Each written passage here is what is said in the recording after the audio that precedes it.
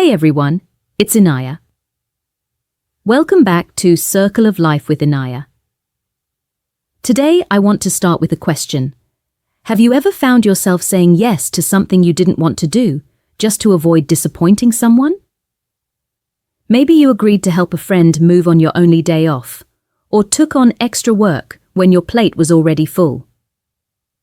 If you've ever felt that tight knot in your stomach after saying yes when you really meant no, you're definitely not alone. We live in a world where being helpful and agreeable is often seen as a badge of honor. But here's the truth. Constantly saying yes when you want to say no can leave you feeling drained, resentful, and even a little lost. Today, we're diving deep into the art of saying no, without feeling guilty about it. This isn't about becoming selfish or uncaring. It's about respecting your own boundaries, protecting your energy, and making choices that are right for you. Why does this matter so much? Because every time you say yes to something that doesn't serve you, you're actually saying no to your own needs, dreams, and well-being. Over time, this can chip away at your confidence, your happiness, and even your health. But the good news is that learning to say no is a skill. And like any skill, you can get better at it with practice. Let's start by talking about why saying no feels so hard. For many of us, it's tied to a fear of letting people down or being seen as rude or unhelpful. Maybe you grew up in a family where helping others was expected, or maybe you just want to be liked. I remember a time when a colleague asked me to take over a project at the last minute. My schedule was already packed, but I didn't want to disappoint her or seem uncooperative. So, I said yes, and ended up working late nights, feeling exhausted, and honestly, a bit resentful. That experience taught me that saying yes out of guilt helps no one, not even the person you're trying to please. So, how can you start saying no without guilt? The first step is to get clear on your own priorities. When you know what matters most to you, whether it's your family, your health, your career, or simply your peace of mind, it becomes easier to recognize when a request doesn't fit into your life. Before you respond to someone's request, take a moment to check in with yourself.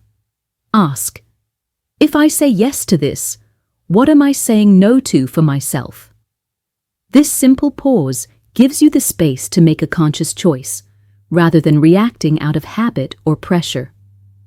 Next, practice using gentle but firm language. You don't have to give a long explanation or make up excuses.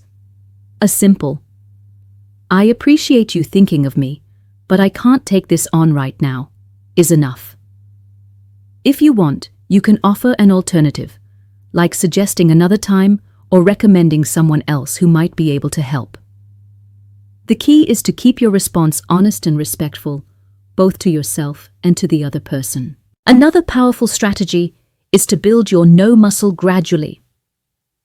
Start with small things, a request to join a group chat you're not interested in, or an invitation to an event you don't want to attend.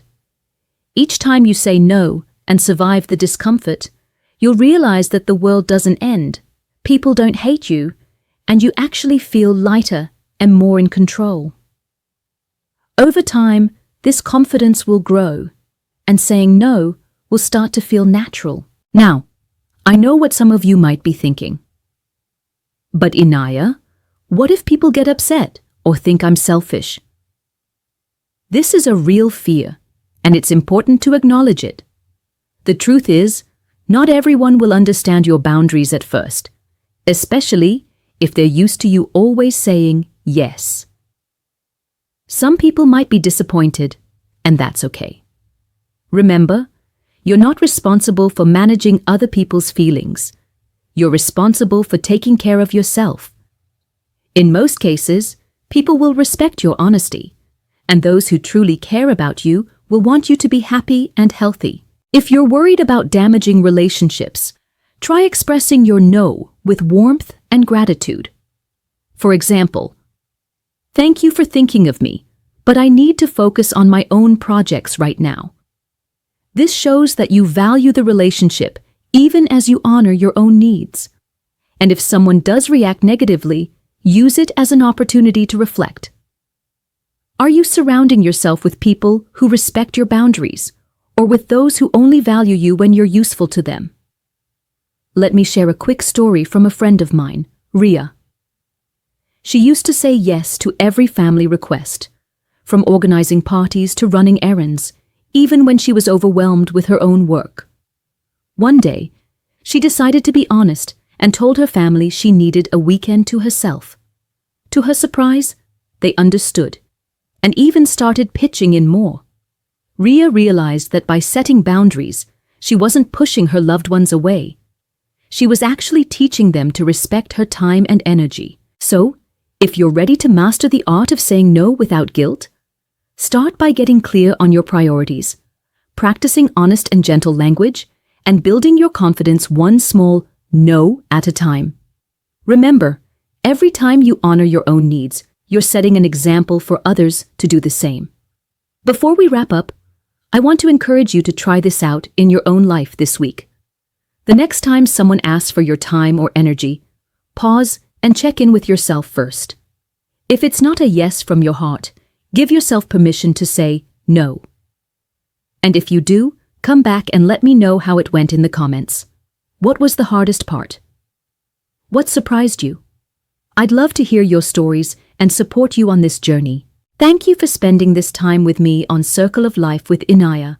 If you found this video helpful, don't forget to subscribe and join our growing community. Remember, saying no isn't about closing doors, it's about opening up space for the things that truly matter to you. See you next time.